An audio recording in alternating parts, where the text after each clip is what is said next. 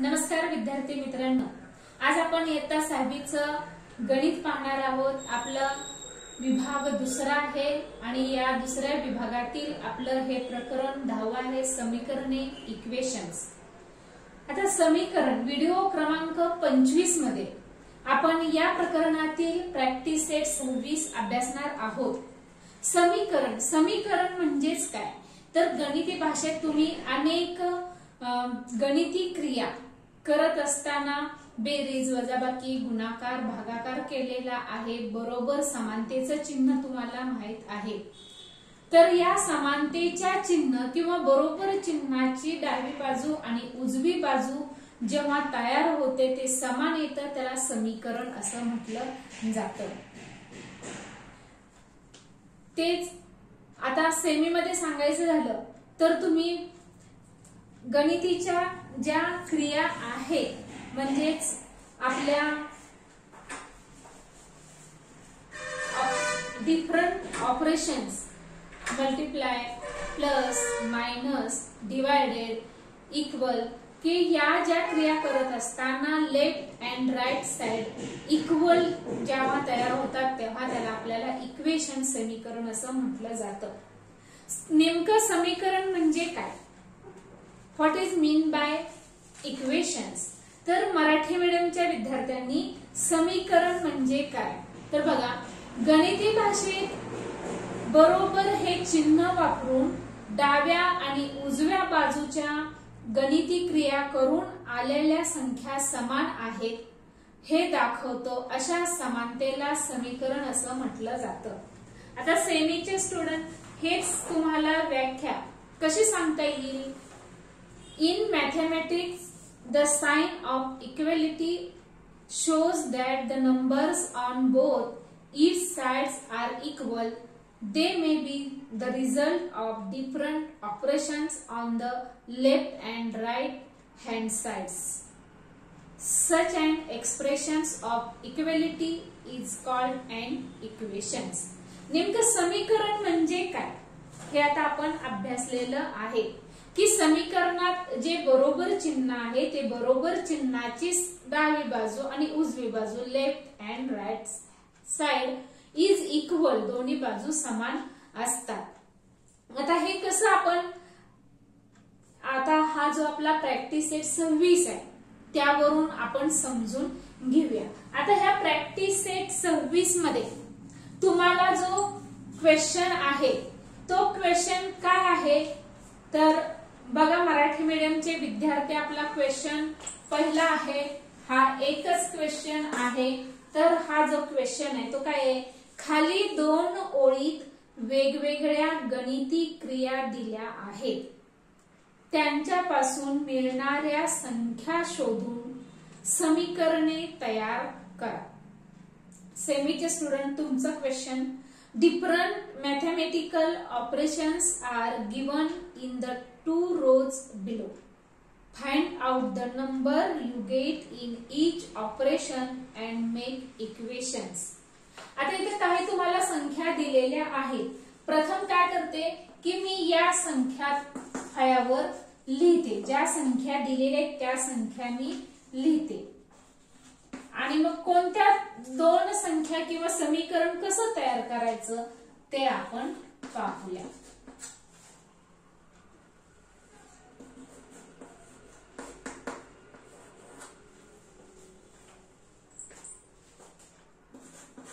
बघा या संख्या तुम्हाला दिलेल्या मी लिहून घेत आहे।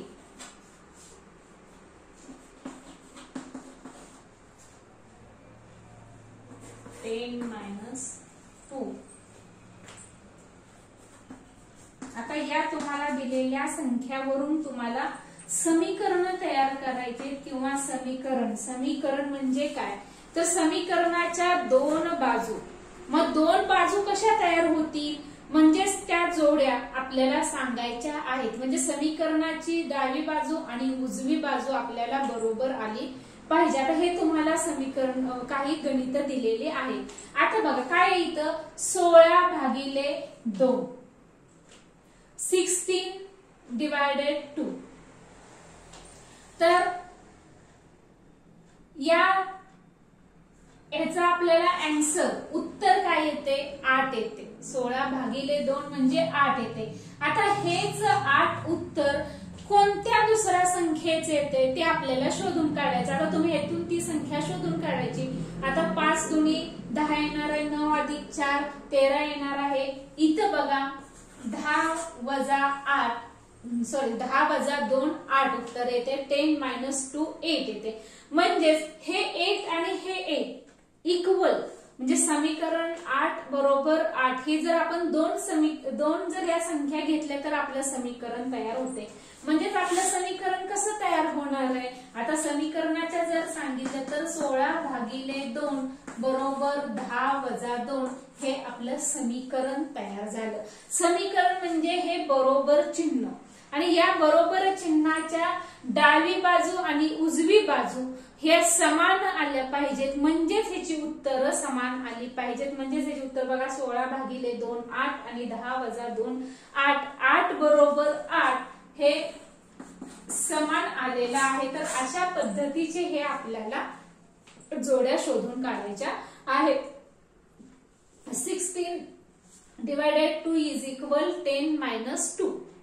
8 = 8 म्हणजे हे समान आलेलं आहे. आता तसंच सगळ्या या जोड्या आपल्याला शोधून काढायच्या. आता इथं बघा 5 दुनी 10 हा गुणाकार आपल्याला आलेला आहे. आता इथं हे 10 उत्तर येईल असं कोणत्या संख्या आहेत तर इथं बघा 37 - 27 म्हणजे 5 × 2 = 10 and 37 - 27 = 10 म्हणजे ही आणि ही जोडी आपली की समीकरणाची तयार होते. या पद्धतीनं तुम्ही मांडणी करायची आहे. पुढची बघा संख्या 9 अधिक 4 13 9 + 4 13. आता ही 13 येईल असं कुठली आपली संख्या आहे बाबा 13 येईल तर इथं बघा 6 आणि 7 ही 13 म्हणजे ही आणि ही जोडी आपली समीकरणाची तयार होते. 9 अधिक 4 बरोबर 6 अधिक 7 की या पद्धतीनं तुम्ही हे जोडी लिहायची आहे. समीकरण तयार करायचं आहे. पुढे बघा पुन्हा 72/3 72 / 3 24 is equal 24. आता 24 म्हणजे 8 × 3 24 म्हणजेच आपल्याला या दोन जोड्या आता लक्षात येतील बरोबर येतील की जेव्हा आपण इक्वेशन तयार करतो समीकरण तयार करतो तेव्हा समीकरणात जे इक्वल बरोबर चिन्ह आहे हे बरोबर चिन्हाची right side and left side डावी बाजू आणि उजवी बाजू या समान आल्या पाहिजेत, इक्वल आल्या पाहिजेत. म्हणजेच बघा उत्तर आपलं एकसारखं आलं पाहिजे. आणि आता आपली राहिलेली जोडी शेवटची बघा 4 अधिक 5 आणि 19 वजा 10 9 4 अधिक 5 9 आणि 19 वजा 10 9 हे उत्तर आलेलं आहे. म्हणजे ही जोडी तयार होते. 4 plus 5 is equal 9 and 19 minus 10 is equal 9.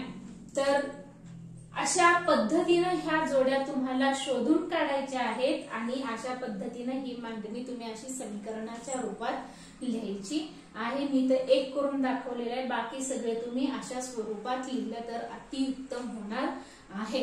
तर अशा पद्धतीने समीकरण म्हणजे काय तर समीकरणाच्या दोन्ही बाजू मेन तुमचं बरोबर चिन्ह इक्वल साइन आणि ह्याची left side and right side डावी बाजू आणि उजवी बाजू ही समान पाहिजे तेव्हा ते समीकरण तयार होतं. किंवा समीकरण म्हणजे की हे आतापर्यंत आपण सोडवलेल्या पैकी फक्त आपण आकडेमोड करत गेलेलो आहे, गणित सोडवत गेलेलो आहे. पण आता इथं आपल्याला समानतेच्या दोन्ही बाजू आपल्याला सोडवायचे. दोन बाजू समीकरणाला नेहमी दोन बाजू असतात हे नेहमी लक्षात ठेवायचं.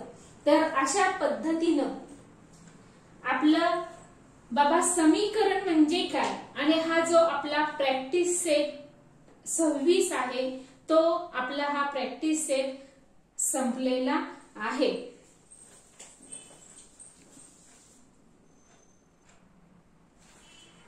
आता आपण पुढे पाहूया. आता हे समीकरण म्हणजे काय हे तुम्हाला समजलेलं आहे, पण याच समीकरणात चल म्हणजेच अक्षर असते. आता हे अक्षर म्हणजे काय होतं की जे आपण सोडवतो की एखाद्या संख्येसाठी अक्षर मानलं जातं, या अक्षरालाच आपण समीकरणात गणिती भाषेत चल असं म्हटलं जातं. आणि ह्या चलाचीच आपण जेव्हा किंमत काढतो म्हणजेच त्याला समीकरण सोडवणे किंवा समीकरणाची उकल काढणे असं म्हटलं जातं. म्हणजेच बघा की समीकरणात कधी कधी एखाद्या संख्येसाठी अक्षर वापरलं जातं.